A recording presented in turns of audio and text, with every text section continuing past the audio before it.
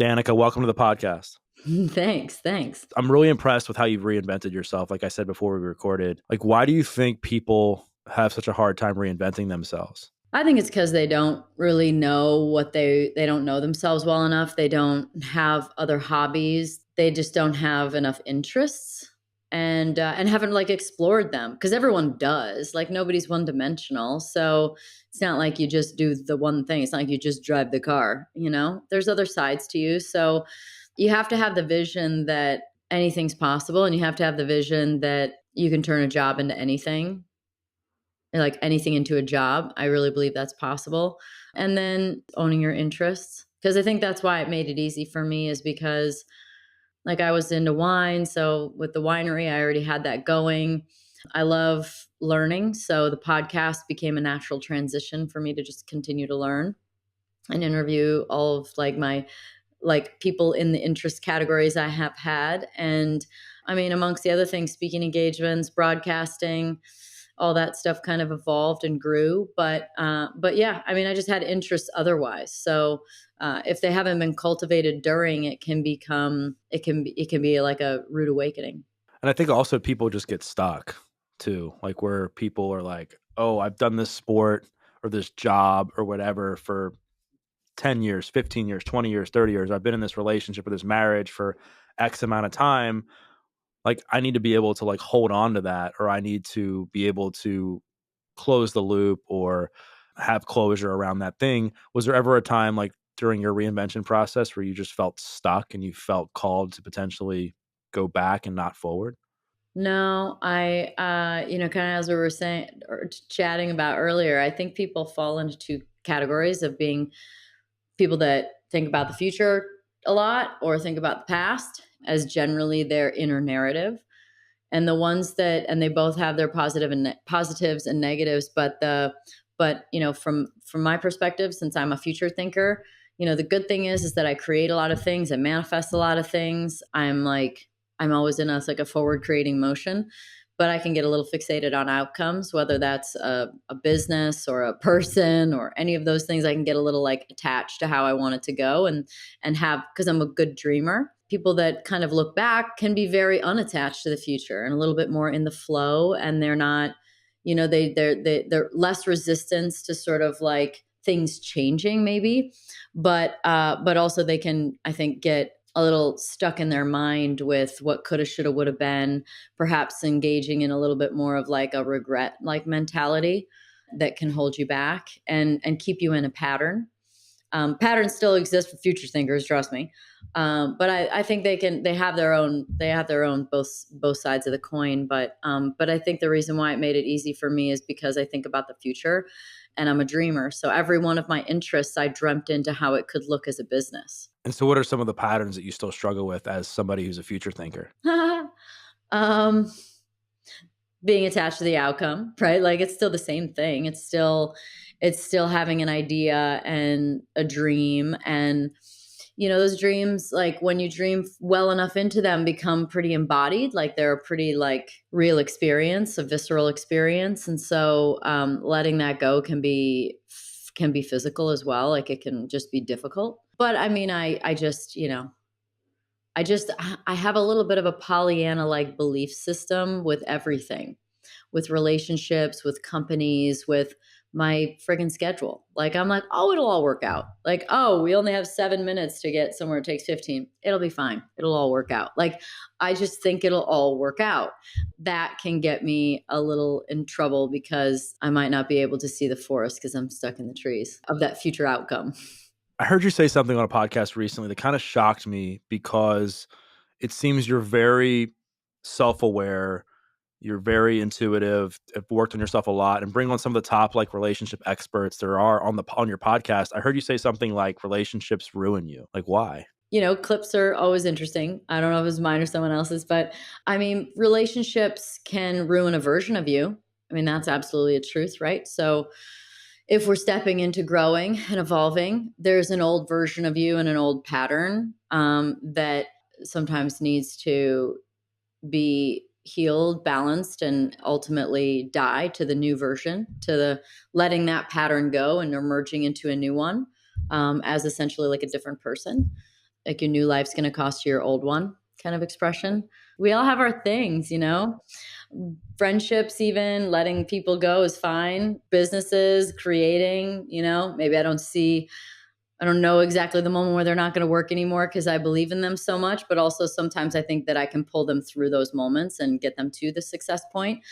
I think relationships is the hardest because it tends to just bring out the most emotional stuff and insecurities, right? The insecurities really come out. So the difference now, as opposed to in the past, is that number one, I used to think nothing was my fault pretty much, and then you don't realize like, okay, well, maybe I have a part in this too. And then, getting to recognize your own patterns and then being able to also recognize when it's not yours and when also it has nothing to do with you. I still probably take things pretty personally. I tend to like fix everything or just go in a little bit of a more codependent fashion with making everything right and over delivering. Like I've been described as a lot, but I think I've really kind of thought about that a lot and talked to like people like my sister and really good friends to get the real understanding of that. And it's just that everything's a lot. I move fast, I think fast, I do a lot, I have a lot, I give a lot. And so like it's all a lot and it can be overwhelming. Yeah. Anyway, I'm rambling about myself, but I think that when it comes to relationships, the difference now is that I have a lot more awareness. I can sort of turn back the tape just a little bit and go like, this had nothing to do with you. This is my own insecurity. Obviously I'm projecting. I know I am because this is how I was thinking about it. Where in the past that literally was not information available to me. That was not obvious to me. So still stuff comes up, but more self-awareness and ability to take accountability, which is critical. Right. Before we were recording, we were talking about like how do you balance accepting somebody for where they're at and like loving them with where they're at so that they can feel like comfortable enough to want to change while also balancing when somebody doesn't want to change and like how that works. How do you view all of that, not just in your own relationships, but just as a whole? Because I feel like you have your finger on the pulse pretty good when it comes to this stuff. I think the ultimate question is you ask yourself, if someone never changed with the way exactly how they are, is that good enough? Is that okay? Right. And you should be able to answer like, yes. I think there should be a reasonable expectation for human growth. Like people are generally going to evolve in this certain way for like accountability and caretaking and like being able to do certain things and growing into a certain way. But like if someone loves to go golfing 3 days a week and like you think that, well, if they just didn't golf so much, then maybe it's like you're asking them to not do something they love and be themselves and stuff like that. If it has to do with other things that are more fundamental to human evolution and growth, I think it's a little bit more understood that someone's going to do that. But yeah, I think you just got to accept them where they are. And I guess maybe I learned this lesson a little bit more with like my family when I was dealing with more of my own like familial patterns and how sort of my dad impacted me and my mom impacted me, wanting, apologies or explanations or something to sort of correct the wronging or the difficulty that it created. It doesn't really work like that. Like they can say, I'm sorry, but the sorry never really actually matches the amount of difficulty that something created. Like someone just saying, I'm sorry, like that, it usually won't match the level of pain from a love correction standpoint. And ultimately it's more about the way you see them and just accepting where they are and understanding that they got to this certain point as people themselves based on their own parents and going, oh, wow, I was expecting you to be something you couldn't be. Like you did better than your parents did, but I'm expecting you to be something beyond that that's unreasonable. And how did you have the resources to even do that? Like you actually did a great job. And so when I started just like loving them right where they're at and understanding their own patterns, it just like they just started shifting on their own, like immediately. And it was really beautiful. I'm not saying my parents have to be someone different, but certain things softened up and shifted and it was nice. So how can somebody not become like codependent on that, like where if they're accepting somebody from where they're at, and I don't then know. Tell me, help me, help I me. don't I mean, it's still my know. tendency. You have to source from yourself at the end of the day. I think the easiest thing I learned with codependency from a simple like hack point is what I'm wanting someone to give me is what I should be giving to myself. Right. So if I'm wanting to give someone, if someone to give me validation, I should be working on learning how to do that for myself. How do I learn to validate myself, validate who I am and what I have to offer? Those kinds of things. So I think that that's for me been a way to kind of navigate codependency, and just knowing fundamentally that codependency is that I feel the way the way that I feel has is a result of how you feel. That's codependency. Like if you feel good, then I feel good. If you're upset, I'm upset. If you're sad, I'm sad. Like I want you to be happy. It's like let him be sad. Let him be tired. Let him be mad. Like, and I also feel like experience has taught me that in situations, yes, relationships are the most common that it pops up, but in other ones too, if you're confused as to like, oh, why are they like this? Or like, what did I do? It's not you. It has nothing to do with you. Like you don't know their full story. You don't know what's going on in here. You don't know what they just did. You don't know how that's going. You don't know what text message they got or email they got. Like you don't know what they're dealing with. And so you usually know when something has to do with you. You're like, ah, you know, I'm sorry. Like, I know I kind of freaked out, or I know that was a little bit of a jab, or you kind of know when you've done something or you've left something too much for them to do and setting them up to fail or whatever the thing may be. But when you're confused and you're like, man, what happened? What did I do? It's just not yours.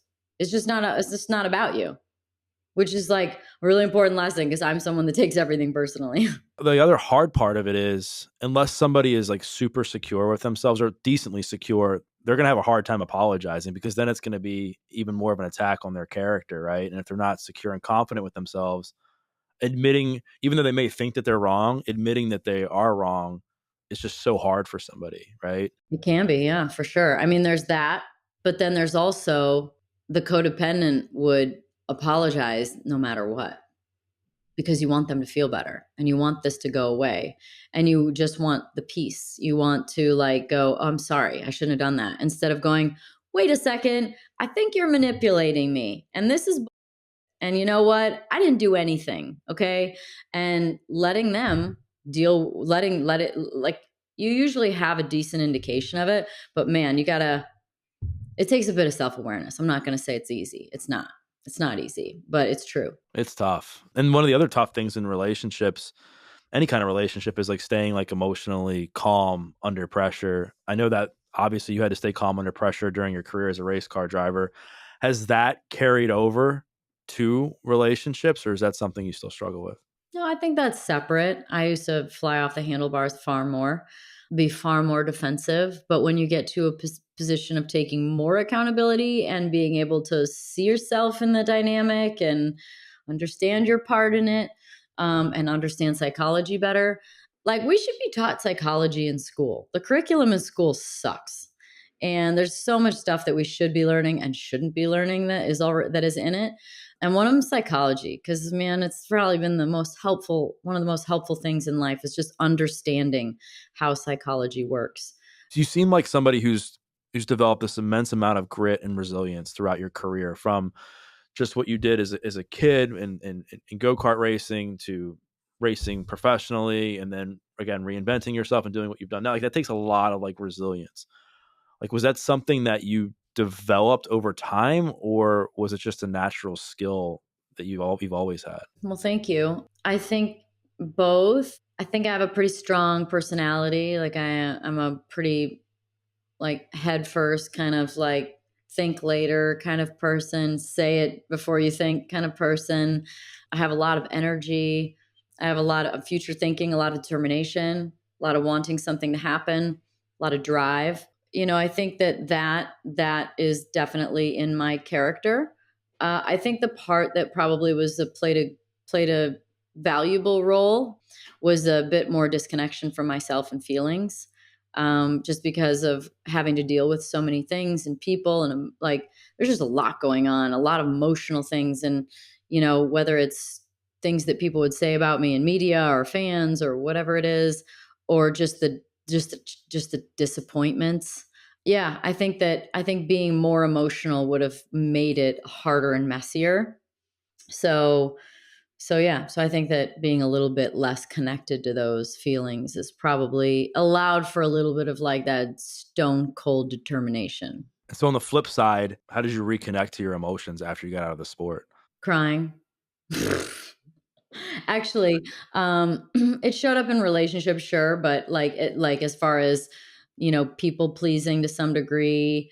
But I think that like I did this one practice where like every hour I would check and like see like how I was feeling. Like what am I feeling? That taught me I didn't know.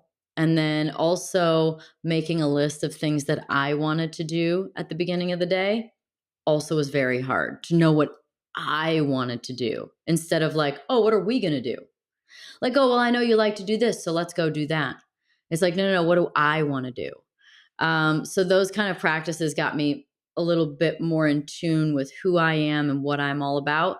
But I say this over and over again. I don't think there's any way you can really, really, truly like learn and understand and know yourself unless you spend some time alone.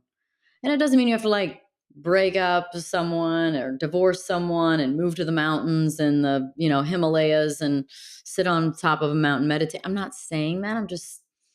But you need to have some alone time, you know, whether it's a little trip or like a certain amount of time in a day or a week. But like unless you are alone, you don't know what you would do if you could do anything. And once you've been alone for even a few days, you finally start to realize you're like, oh, huh, I don't really like to do that. I do like to do this though, because you're only pleasing yourself. So I think that's where alone time plays a pretty important role. I see you travel a lot, you do a lot of stuff by yourself like you've mentioned. What's been like a recent self-discovery that you found in your alone time? This isn't exactly going to answer that question, but I would say something I've learned is just, I've learned that I don't actually like to do everything. I'm very capable of it. I'm very capable of like handling everything and booking, planning, cooking, like you name it. I have a lot of energy and I have a lot of capability and I do everything quite quickly, so I can move through it.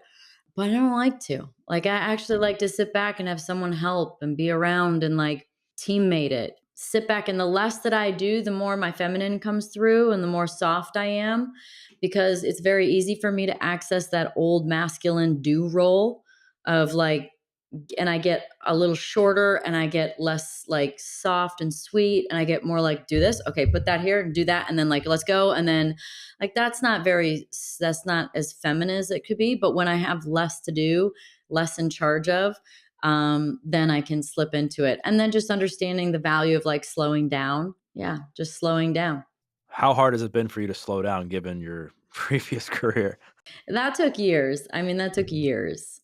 I think it started with my body. It started with like my physical health and how a few years ago, it slipped for years and then got pretty bad for a couple. And it's only been like in the last year that I feel like it's really gotten more back on track. But I've talked about it, a fair amount, but I had breast implants when I was in my early 30s and I had them for 7.5 years. And I really think that's like a pretty big responsibility for the decline of some things, gut health, just operate like my system just was constantly fighting it. And then on top of that, life changes through work and relationships and difficult relationships and all of that stuff, breakups, that took a big toll. And my body just couldn't handle anymore. And so, I used to be someone that got benefit out of like, okay, do more, get more. Okay, you want to get more in shape, then eat less and like work out more and do 2 a days and then kill yourself. And CrossFit's great because it's like you almost die every day. And just like I just went. And it hasn't been until the last year where I've realized that, people that know me from those days, they laugh. They're like, you do what? I'm like, I work out 3 times a week for 1 hour and that's all I do. And they remember the days of like, hours long workouts and 2 days of 2 a days and no rest days. And so I think that I actually learned through the body just like how to slow down. And so being able to slow down and just like take that day where I actually can track my body well enough to go, I'm just tired and I'm just going to rest. That's it today. And then the next day I feel good. But I had to like learn to trust that like my information coming to me through my body of what to do, as opposed to just because I would just like correct it with a workout. Like I would just go like, okay, if I'm tired, I just know I gotta move my body. Just go do something. And that's just like, it's just, you only can do that for so long. So by doing that, I would get to the point where I could like have lazy days where I didn't like feel like I was lazy. I'd actually be like resting. And so that's given me a good training to slow down. Was there a moment where you decided to change, like from going from overworking yourself to like reeling it back, or was just this something that just progressively, just randomly happened? You're like, you know what, like I'm gonna make a small change.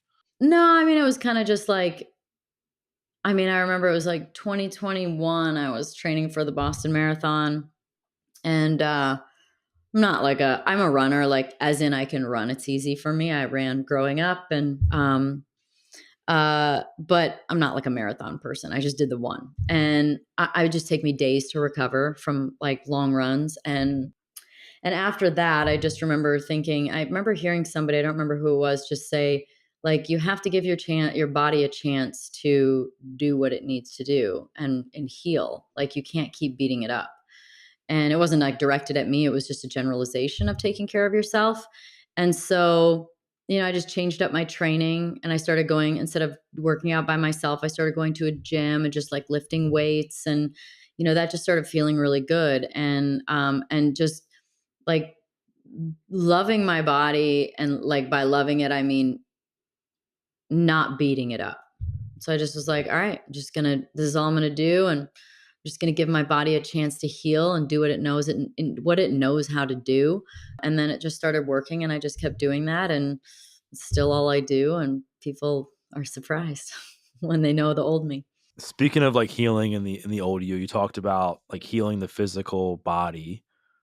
You've done a lot of healing work mentally, emotionally, and spiritually as well. What have been like some of the biggest things you've had to heal from, biggest breakthroughs over the last few years? Well, I was actually thinking about the other day, like what have been the biggest things that have helped me health wise. Working out less has been really important for me.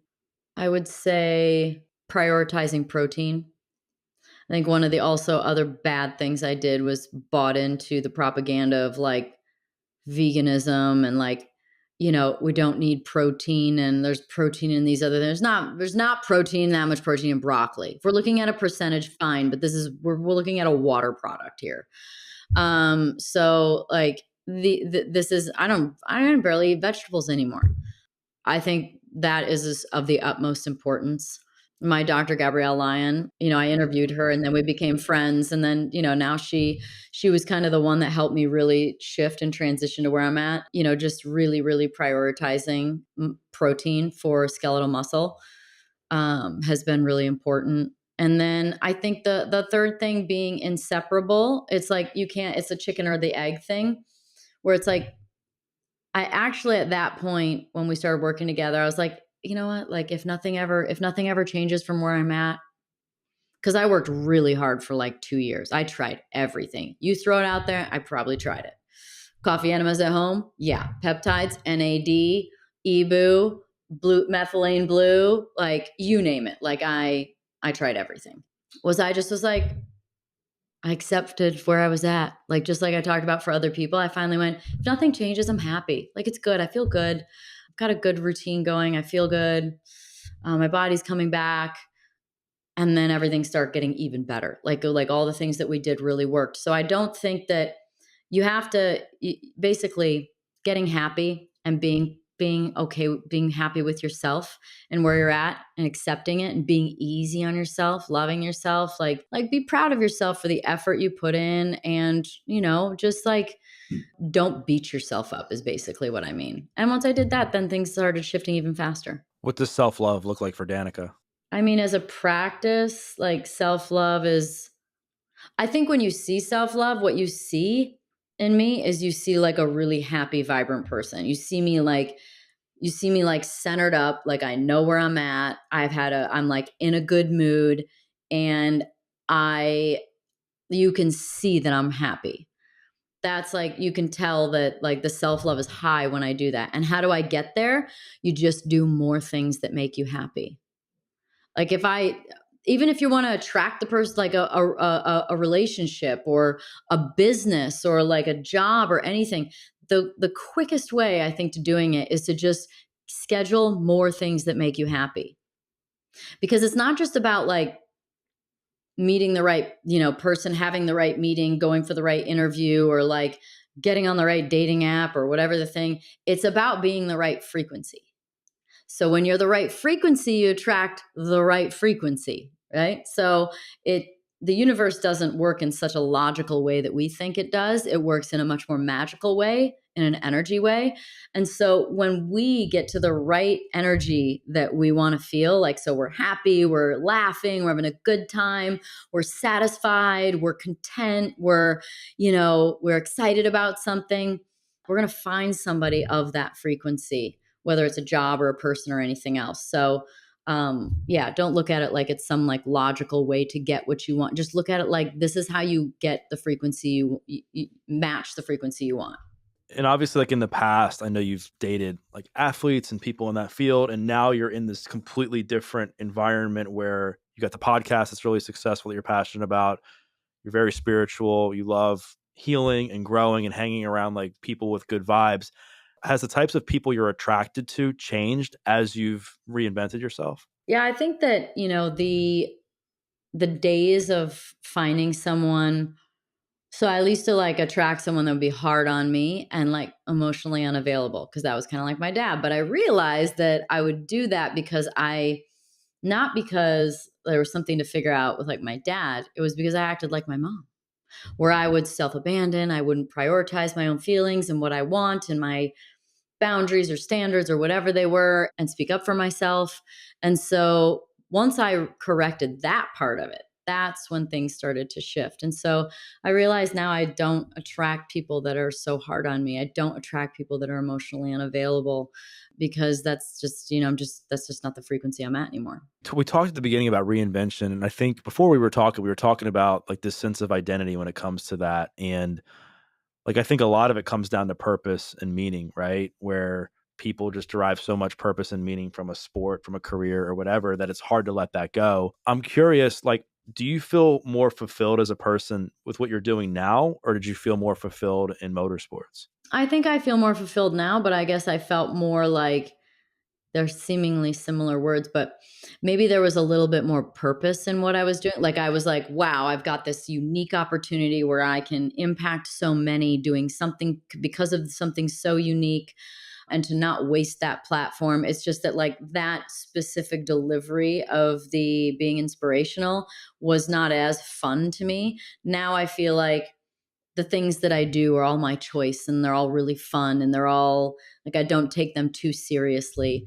So yeah, I think that I guess I maybe I just recognized my role. Maybe that's a little bit of the calling in my life is to inspire and help people to reach their highest potential. And now I just do it different ways. From the outside looking in, it just seems like, and I hope you don't take this the wrong way, it just seems like what you're doing now, you're impacting people on a much deeper level. I mean, even like recently, like speaking up about your political views, which I know like I mean, I saw the comments, you got a lot of hate. I was like, wow, this is insane to me.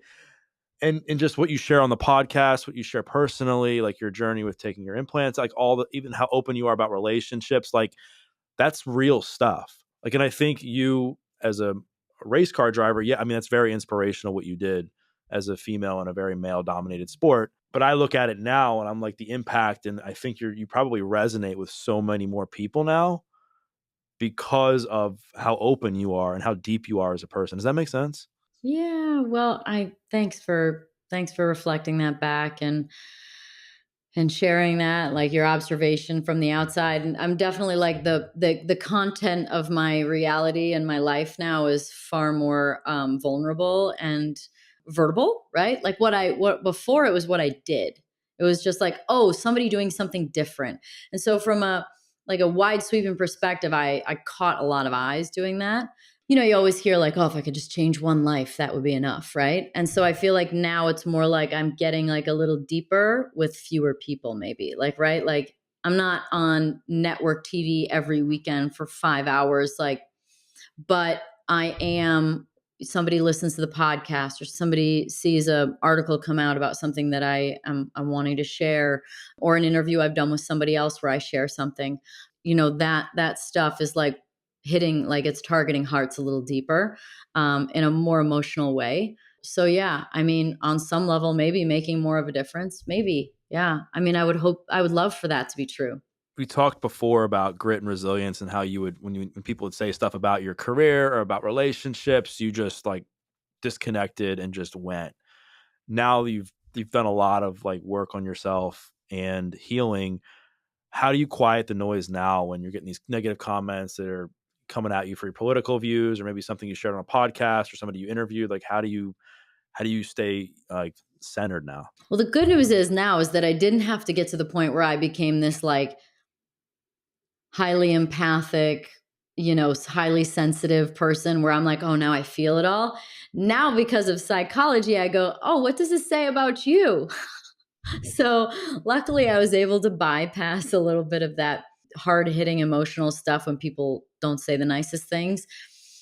Because if I have something, I don't think I classically have mean things to say about people. But if I was at all like cutting, or if I had something a little bit more vicious to say, it's truly just coming from a place of being hurt and feeling like I needed to defend my ego or defend myself or defend something that I took a lot of time doing or whatever it is. So, nastiness is usually coming from a place of hurt in someone. And people tend to project, right? It's like you never I mean, you never see, I mean, this is like the old cliche quote, like you never see somebody more successful than you, like talking trash on social media to you. Like you never do. It's always somebody that's like struggling themselves or with no profile picture or something like that.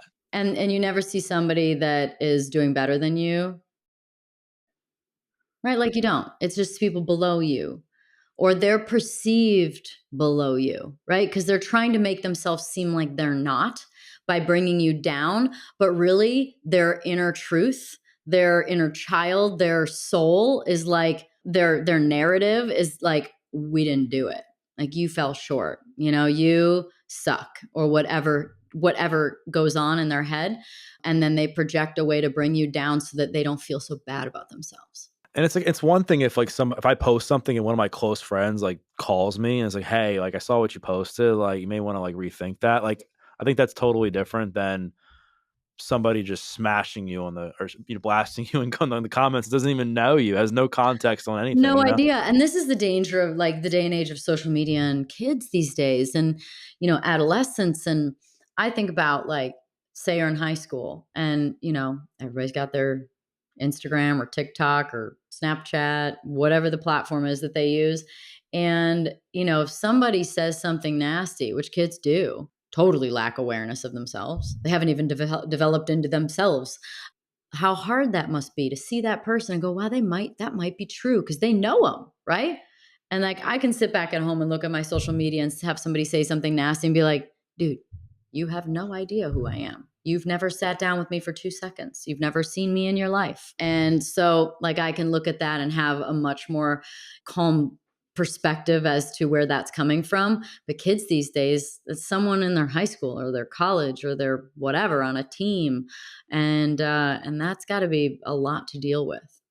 It's like a day and age of anxiety. Have you realized that, like, I don't know exactly your age or what people you're around, or if you have kids, I don't know your whole story exactly, but like this sort of like 20s, even early 30s era is like it's a very anxiety driven generation. Yeah, I'm 35. Oh, 36. I'll be 37. Gosh, time flies. No kids, just a dog. And yeah, I see it, that there's so much anxiety, so many mental health issues. And it's weird. It's weird for me because I grew up having a lot of mental health issues. I struggled a lot with panic attacks, drug addiction. It was in jail. Yeah. In jail actually ended up saving my life. But what I see now is it's almost like, and I don't mean this in a wrong way, it's almost like a badge of honor if you have anxiety now, right? Where before I was so afraid to admit that I had anxiety because it was so stigmatized. Plus, it was just I was like afraid to like drive my car because I was having panic attacks at times. And so I see it as now that there's so many people struggling with it that I think maybe the badge of honor isn't the right word, but it's almost like that now people are trying to fit in and almost Is it like, like a Me Too thing almost, like a little bit like, or like fitting in some way, or relating? Maybe it's like a relating way. It's like, "Oh, me too." and it's so normal now that so many people, like you said, have anxiety issues. And a lot of it, I think, is derived from social media that I think more people now are willing to admit that they either have it or trying to figure out a way to say that they have that. Because now it's like, there's this, like you said, this relatability. Their friends may have it. They're seeing it on social media. So I don't know.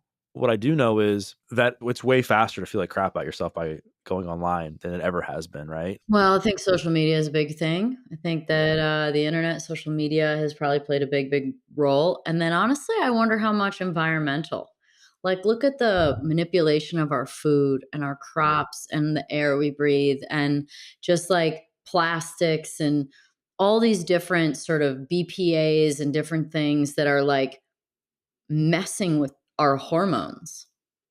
I mean, you have to be vigilant to, because the viral load's so high with so many things that you can't escape. It's like, okay, cast iron pans, only wooden spoons, drink out of glass, get your, like, make sure the water that you drink is really clean, no plastic, everything's stored in glass. And like, just like there's like a million things now that you have to do just to try and, I feel like, get to normal.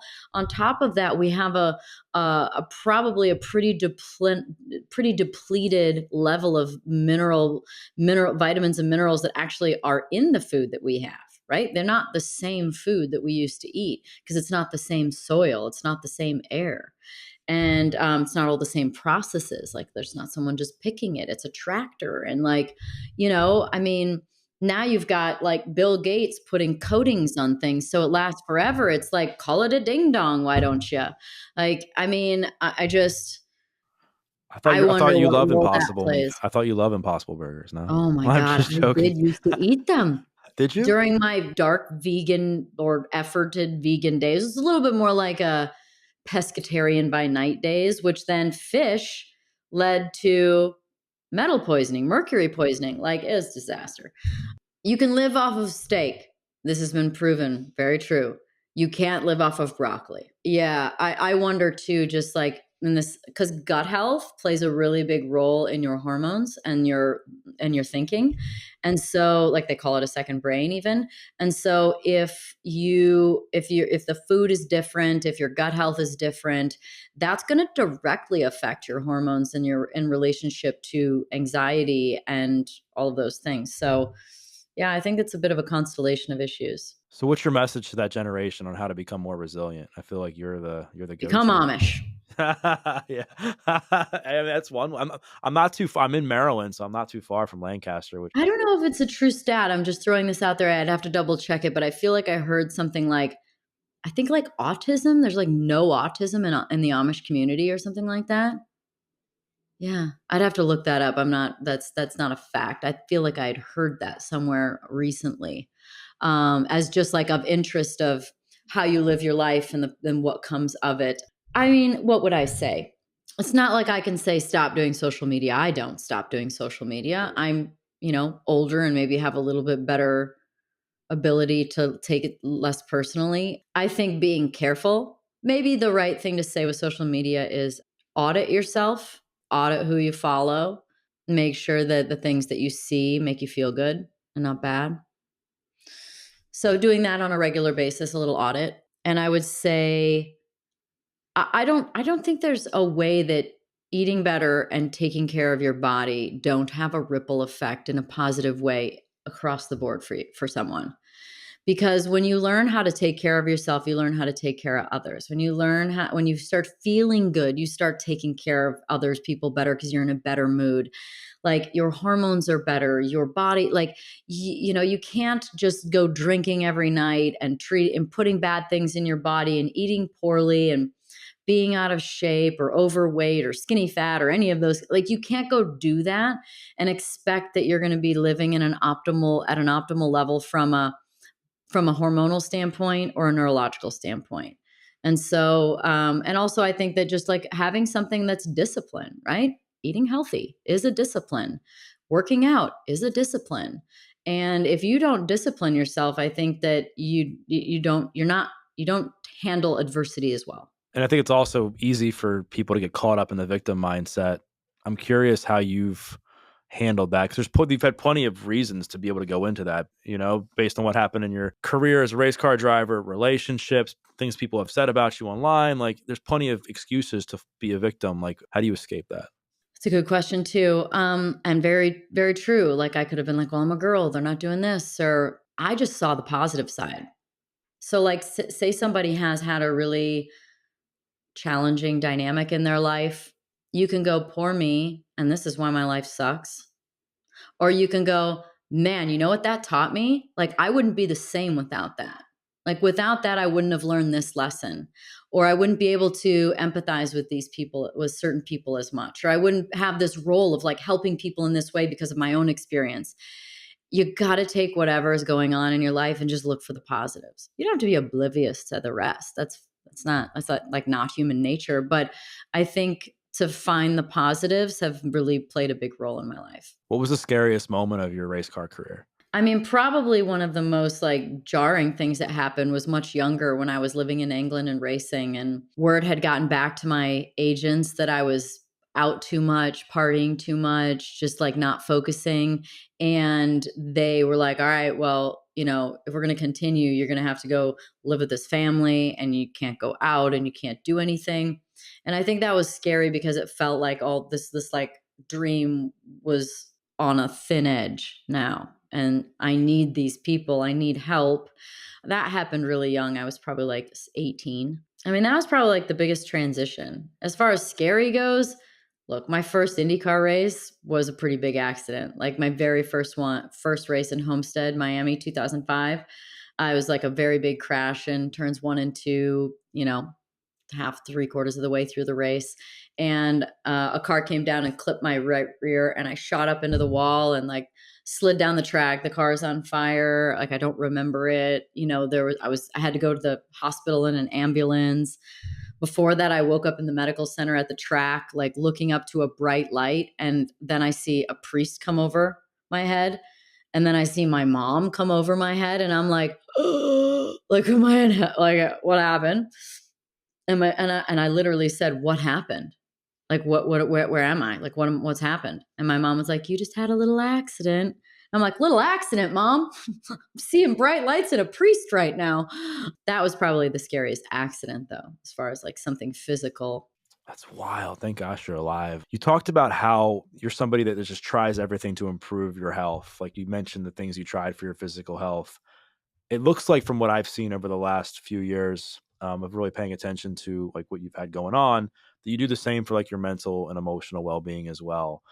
What's been the thing that's like really stuck for you, that's really been transformative for your mental health? I mean, I said understanding psychology, so I think that plays a pretty big role. But I think that, like we had talked about at some point, maybe that embodiment of things as opposed to intellectually knowing them has really been probably more of a product of plant medicine.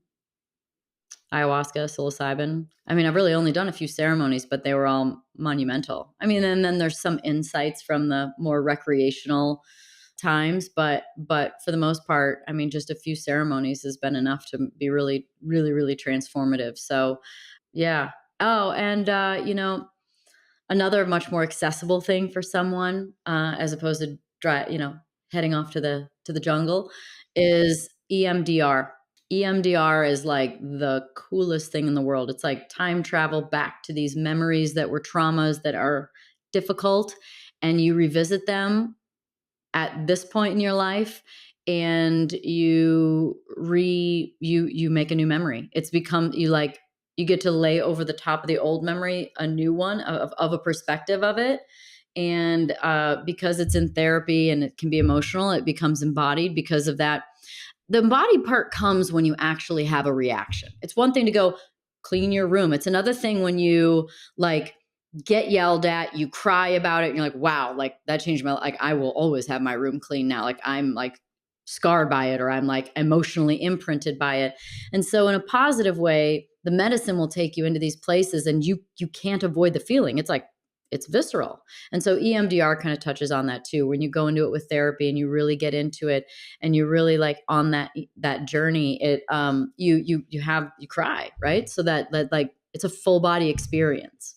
So EMDR is super cool. EMDR is awesome. I've done it before. I'd highly recommend You it. love it? I love it. It's awesome. I mean, it's hard Yeah. because given the way that I grew up, I mean, I had a lot of trauma growing up with, I mean, divorce, and I was bullied, a lot of abuse, and lots of drug addiction and mental health stuff that I had a hard time like tapping into my subconscious. Like my therapist was like, "We need you to go there." I'm like, I physically, I can't. Like, I'm not. It's not even like I'm afraid. I just can't tap into it.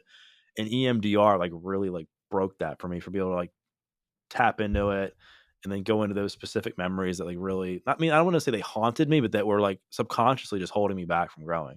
I have my explanation of EMDR, but nobody tells you how it's going to go, really. Right? Like it's not like they're like, and this happens, and then this happens, and then this happens. But I'm always curious, like, how did it go for you? Like, explain EMDR to somebody. I mean, for me, the way I remember it, this was like, it's probably 5 years ago, maybe 6 years ago, was obviously you have like the thing going back and forth.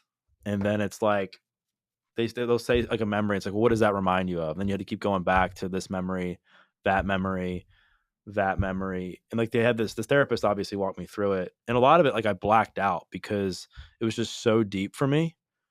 And I was so like, I'm a very like hyper focused person. So like when I'm talking to you, I'm like hyper focused on what you're saying and trying to like, understand everything. And the same thing goes with EMDR and like therapy, where I'm like just so focused. So she was like guiding me through this thing. And then she would like, it was like I was going through like a relationship thing. And she's like, well, what does this remind you of? And then I would bring up a memory. It's like, okay, what are you feeling? And I'd be like, nothing.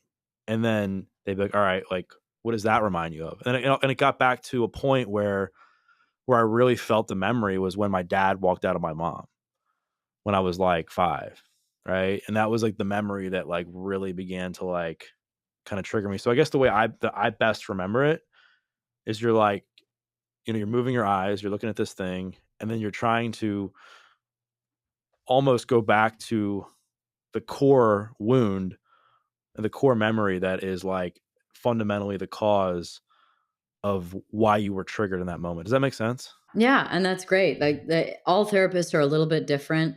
The it was like so they have for me it was a buzzer. It wasn't a left right for like visual. So the buzzer would be in each hand and I'd close my eyes. So but before I'd close my eyes, we'd talk through something. She'd like take me to the peak moment of an event and where the most amount of pain, like the most amount of memory really is. It's like, oh, where when you remember that like where were you? What were you doing? Like that spot. And then you go into it and you start talking about, she's like, okay, just notice that. And then she start the buzzer. I'd close my eyes and I just sit there. And the best thing that like, if I can empty my mind, it almost like opens up the field to all information. And so instead of my own story, so you empty your mind and you just sit there. And then like the first time I did it, it worked immediately because I didn't know how it worked. The second time I like made up my own story because I was like, oh, this is like a fantastic storytelling situation where you like go through this whole thing. And it took like a few rounds for me to just let go. And it wasn't until the second time when I did it, I was like, all right, if nothing happens today, so be it. And I just sat there and all of a sudden, boom, like this thing started to play out. But basically, I'd sit there for a minute and the story would play of me being able to witness the event from a higher perspective of myself, like an observer. I could see it from another person's perspective. I've seen it from like soul orchestration, like angels kind of perspective, a few different ways. But I'd sit there for a minute and then I'd stop and she'd go, what did you see? Or like, what did you notice? And then I'd tell her what happened. She'd go, okay, notice that. And then you sit there and she'd just like take you to a moment in each vision that you had, and then like it would drop you into the next one and then drop you into the next one until the story just kind of ended or like didn't go anywhere anymore. And so that's kind of how it went for me, but somewhere between like 8 to 15 rounds of that would be enough to kind of tell the whole story again. And sometimes it would involve crying, and sometimes it would be, very emotional. And at the end of it all, like, she'd be like, "What's the charge of this?" at the beginning. And you're like, "Man, this is like a 7 out of 10." And then, by the end of it, she's like, "How do you feel about it now? Like, what power does this hold? What charge does this have?" And I'd be like, "It's like a 3, She's like, "Okay, great."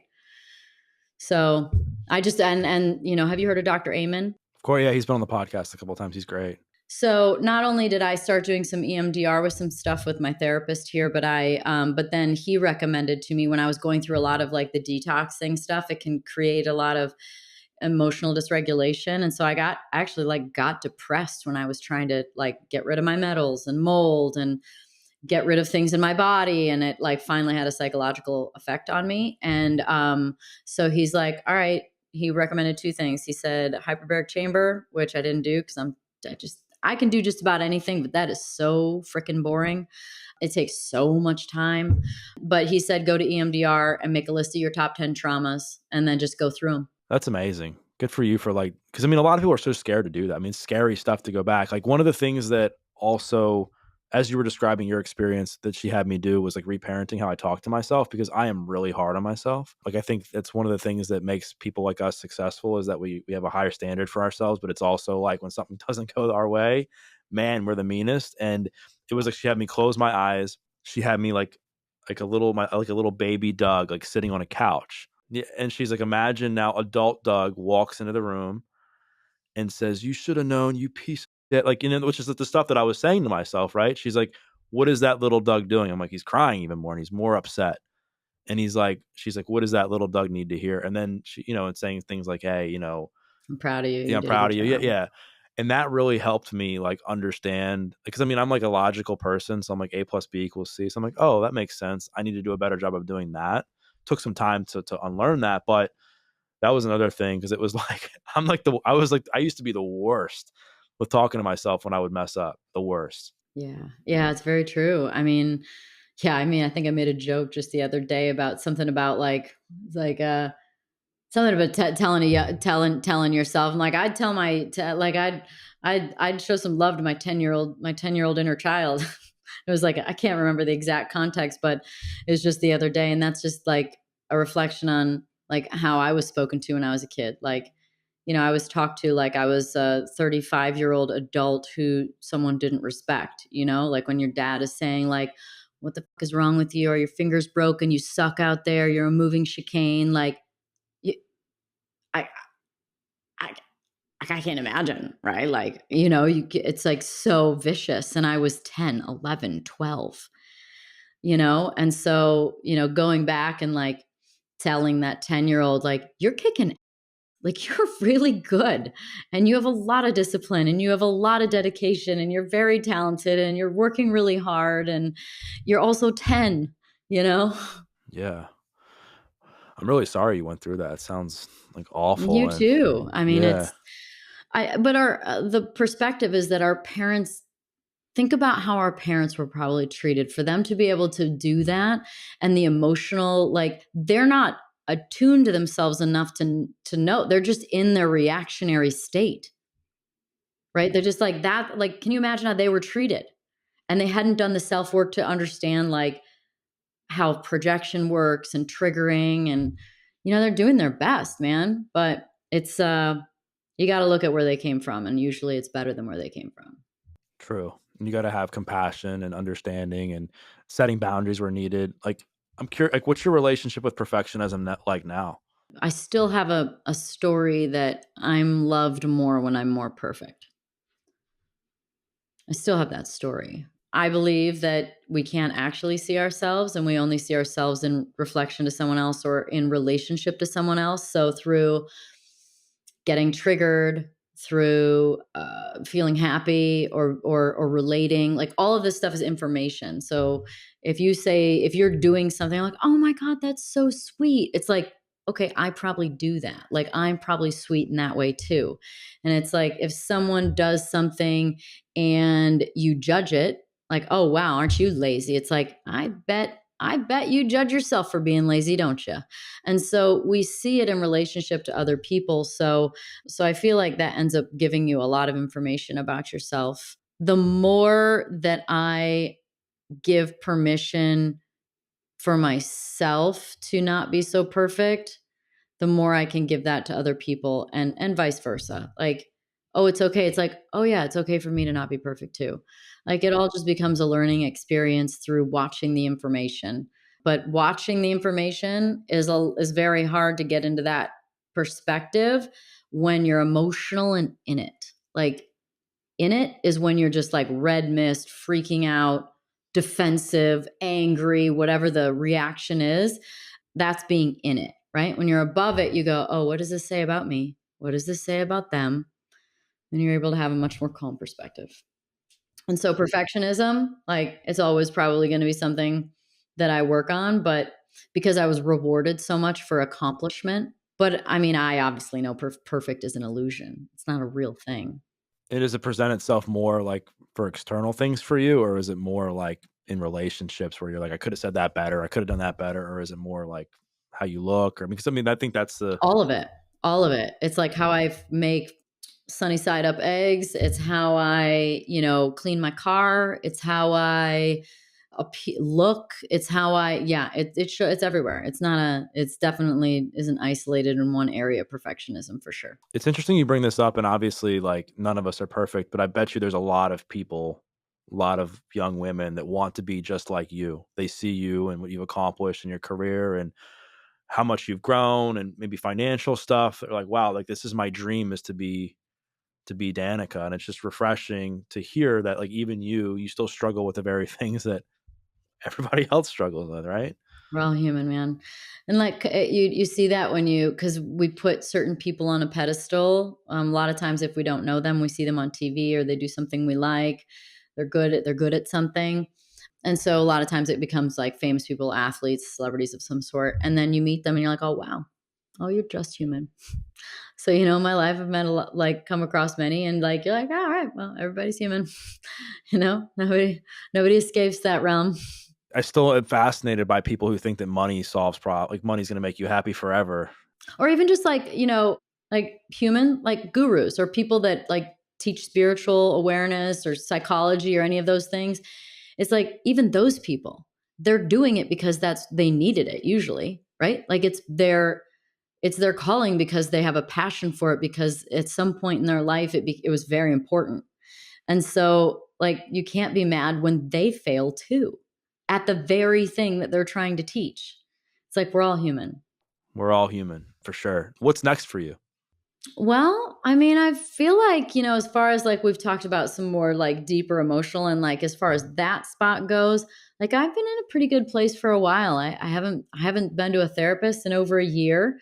And I'm like, oh man, do I need to go back and touch up on some things? But, I look at that as like a good sign. Cause like the point isn't to be in therapy every day, every week or every month of your life.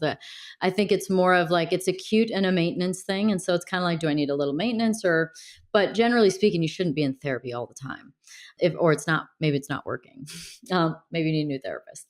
So I feel like I'm doing really good with that stuff and, dealing with, moments of being human and learning and still growing, but generally speaking, really good and happy. Much more sort of attunement to myself and knowing where I'm at is a nice place to be. Professionally, having fun, just doing things that I love. Race season is about to ramp up, and I don't mean getting in a car again, but doing a bunch of Formula One races, broadcasting, and Indy 500 is coming up, and so that stuff's coming. And generally, like getting away for the summer. I live in Arizona, so it's very hot here, June, July, August. So I try and escape. So I think I'm going to try and spend a little bit of time in Europe again, like I did last summer. I spent like 6 weeks over there last summer, maybe not quite as long, but maybe a month. And spent some time in Indiana, seeing my sister and her kids and my parents. And, just like, getting out of the heat and golfing and going and doing some fun things and, hitting that Amalfi Coast and living the Italian summer life. Living your best life. I see you out there hitting the ball. It looks like you're getting really good. I love golf, but I'm more of a hacker. Like I'm not a Oh my player. God, look at my finger. I have a blister from like the way I'm holding it is like I'm actually like not holding the club as hard now. And so it turns like my hand moves and I have a blister now. And I'm like, oh, I gotta tape that off. You love golf or is it frustrating? I feel like golf is perfect for people who are hard on themselves. I love golf. I get frustrated at times. I don't throw clubs or anything, but I definitely, but I guess, but my level of competitiveness and yours are probably a little bit different because I just never did it in a professional set. I never did it in a professional setting where like either my life or like my revenue was on the line. Yeah, my golf life, their revenue it's not important for golf. Trust me, it has nothing to do with my life. But the drive is still there, I'm sure, in some way. I mean, I love it's relaxing for me. I love watching golf. I love like the Masters, like the highlight of my year. Grew up playing it. It's just fun for me to go out and swing and try to I break think I 100. play with too good of players is the problem. Well, there's a lot of great golfers in Scottsdale, and I'm sure you. My boyfriend loves to play golf, and then I get lots of lessons, and like playing golf is part of that. And so, like, I just only play golf with people that really know how to play golf. So I have this expectation level, like, I should be parring every hole, and every shot I hit should be solid and straight. Well, it's because you don't struggle with perfectionism, right? I'm kidding. You're like, I just got a birdie. I should have got an eagle. Yeah, I mean, the other day I was golfing and it was like playing with two really good golfers, and I'm like 100 yards out in the sand, and I hit it out and onto the green, and I just kind of walk out, and they're like, hello, are you gonna smile? They're like, Tiger Woods would have been happy with that shot. And then at the Masters, Tiger like hit a really great shot. It was maybe a chip or a putt or something like that, and they had like commented on like, oh, not a crack of a smile out of him. And I'm like, see, Tiger Woods wouldn't have been happy. He expects more. He shouldn't have been in the sand in the first place.